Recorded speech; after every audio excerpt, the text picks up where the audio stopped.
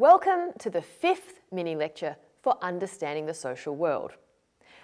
Over the last 4 mini-lectures, we introduced a number of important sociological concepts that you will spend the remainder of this course engaging with and applying to real social issues.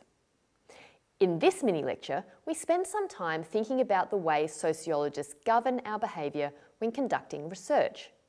This is important because our research deals with real people and their everyday lives, and we do not want our work to cause harm, knowingly or unknowingly, when our participants so graciously allow us into their worlds.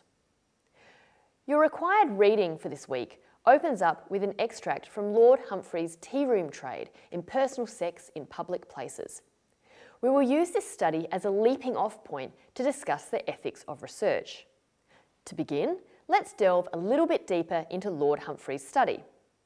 Humphreys wrote in his book about sex acts that he witnessed between men, often strangers to one another, in public bathrooms. In order to gather much of his data, that is, observations about his subjects, Humphreys pretended to be a member of the group he studied. In Chapter 2, Methods, The Sociologist as Voyeur, Humphreys writes, "The research in which I engaged from the summer of 1965 through the winter of 1967-68 may be broken down into 2 distinct stages, each with its subcategories. The first was an ethnographic or participant observation stage. This part of the research extended over 2 years on a part-time basis. The second half involved 6 months of full-time work in administering interview schedules to more than 100 respondents and in attempting to interview another 27. Another year has been devoted to analysis of the resulting data." It is this first stage of Humphrey's research we are concerned with here, his participant observation. Further along in the same chapter, he explains how he gained access to a group he meant to study.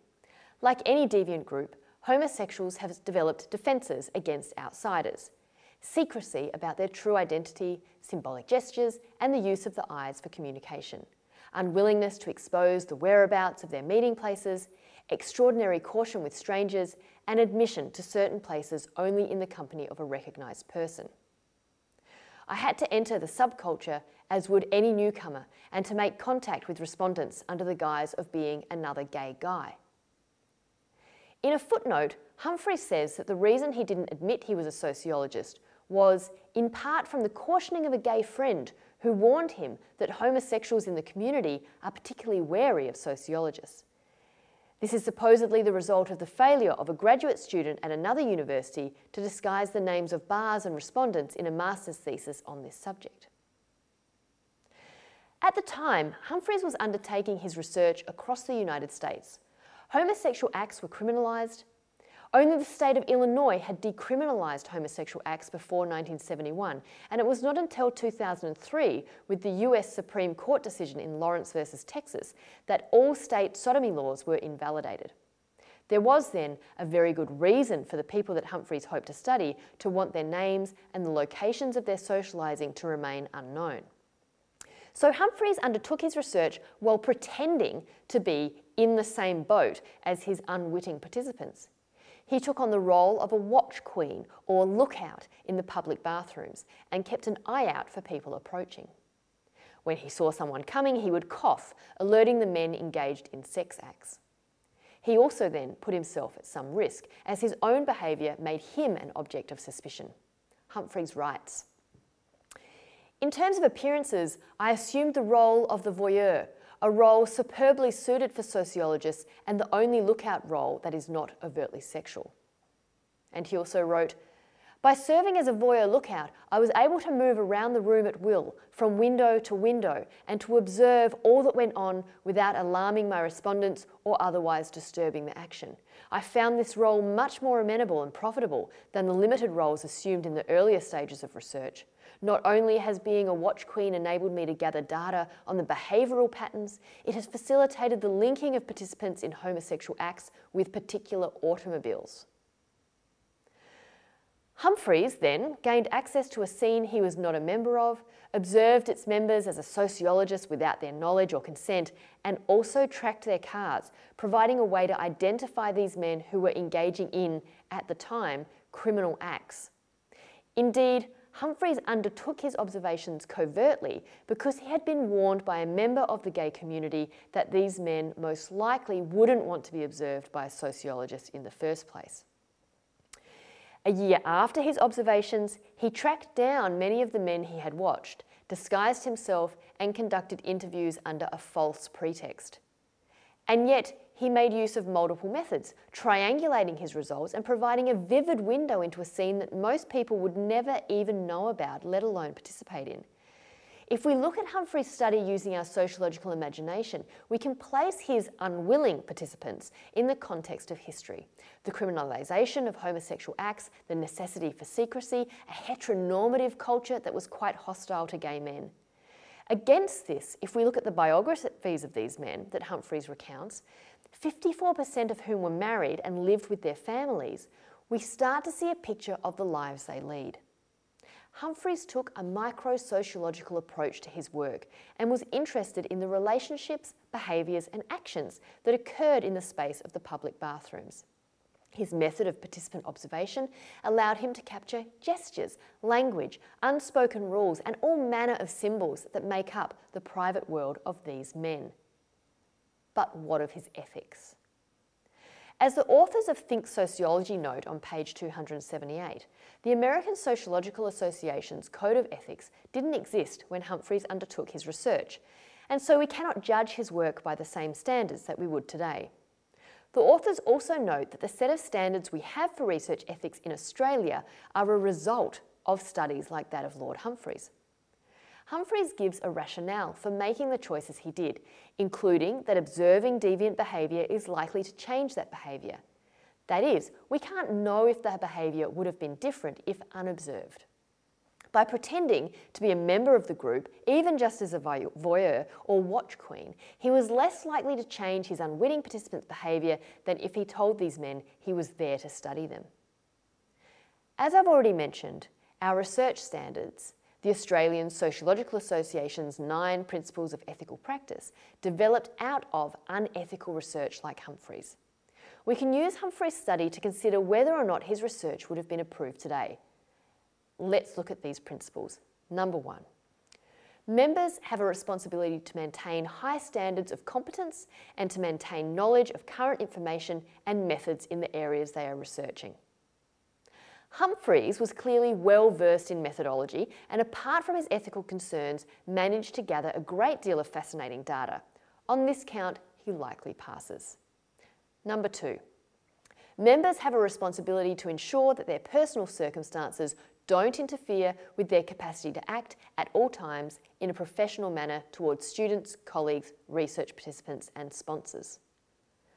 On this principle, Humphreys arguably fails. He did not act in a professional manner at all times towards his research participants in the first instance because most of them were unaware he was acting in the capacity of a sociologist, and in the second instance because he used deception, behaving as if he were one of them, acting as a watch queen and voyeur.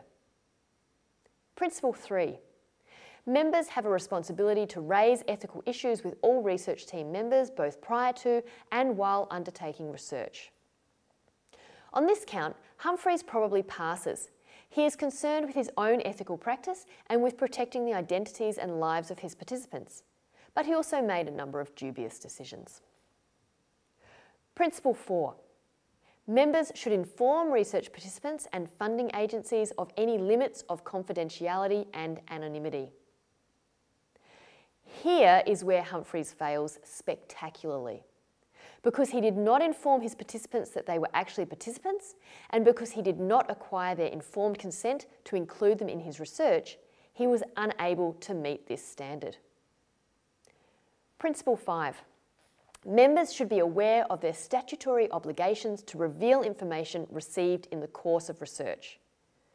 Humphreys observed illegal acts and, depending on where he conducted his research, he might have been obligated to inform authorities. There are, for example, certain occupations that are required to report suspected child abuse or neglect. This principle is of particular concern to sociologists working with youth or vulnerable populations.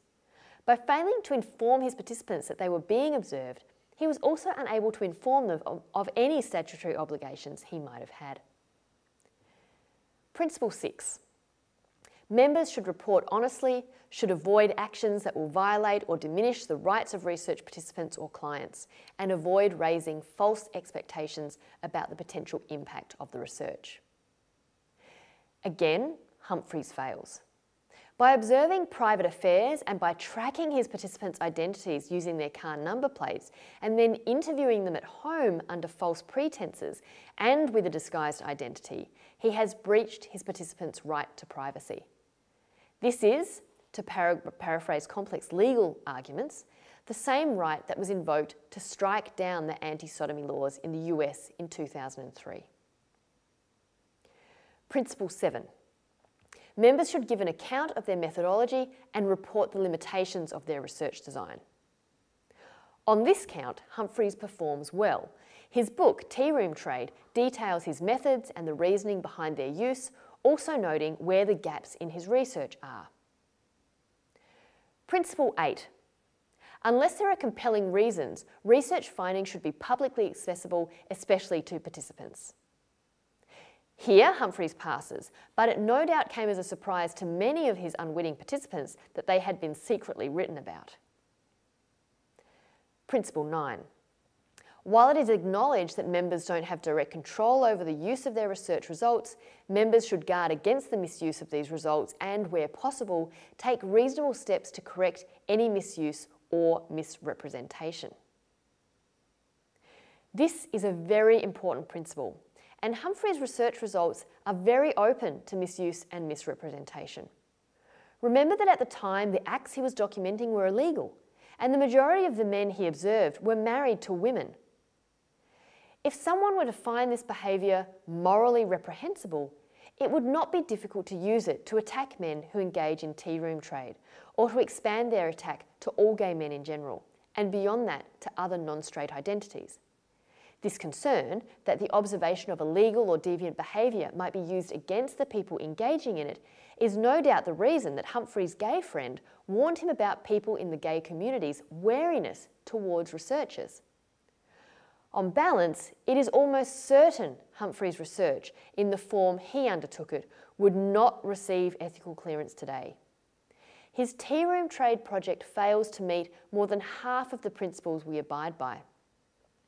In the contemporary sociological world, studies like Lord Humphreys stand as a reminder to us of what not to do, but also of how far we've come as a social science.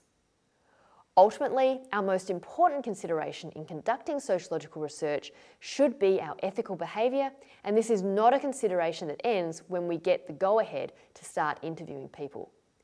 Ethical practice should underpin our work from beginning to end and, as the 9th principle reminds us, even beyond publication.